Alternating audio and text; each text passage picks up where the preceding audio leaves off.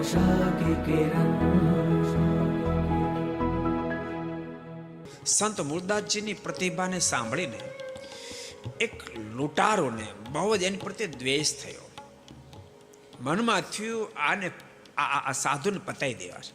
સંત મૂળદાસજી તો અમરેલી બાર એક કુટિયામાં રહેતા હતા અને મધરાત્રે થવા આવેલી અને પેલો લૂંટારો ખુલ્લી તલવારે એ કુટિયાની અંદર પ્રવેશ કર્યો. સંત મૂળદાસજી તો તાનપુરો હાથમાં લઈ એક તારો હાથમાં લઈ અને પરમાત્માના ભજનમાં મગ્ન બનેલા હતા. લૂંટારે અંદર એન્ટ્રી કરી. સંત મૂળદાસ એની પર દ્રષ્ટિ કરી. એની સામે જોઈને મોઢું મલકાને કીધું, આયુ ભાઈ બેસ, તને પણ શાંતિ થશે.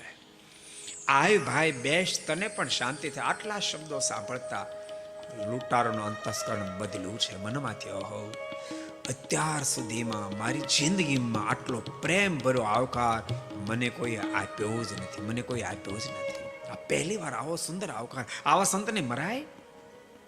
ત્યાં બેસી ગયો છે અને સંત મૂળદાસના મુખ થકી એ ભજનો સાંભળ્યા. અંતસ્કરણ બદલ્યું છે. લૂંટારેની આંખોમાંથી આંસુની ધારા થવા માંડી. માફ કરજો મહાત્માજી, તો આપને મારવા માટે આવ્યો હતો, પણ આપના સંગથી પ્રતિજ્ઞાબદ્ધ બનો. આજ પછી જિંદગીમાં ક્યારે ચોરી કે લૂંટફાટ નહીં કરું. આજથી મારા જીવનને બદલી નાખીશ. એટલે જીવનથી જીવનનું ઉજાગર પણ થાય છે. જીવનને આ જીવન ઉજાગર ક્યારે થતું નથી. को पसंद आया हो तो लाइक करें और शेयर करना मत भूलिए. सब्सक्राइब करें सरदार कथा चैनल को और बेल आइकॉन पर क्लिक करना मत भूलिए लेटेस्ट वीडियो सबसे पहले पाने के लिए.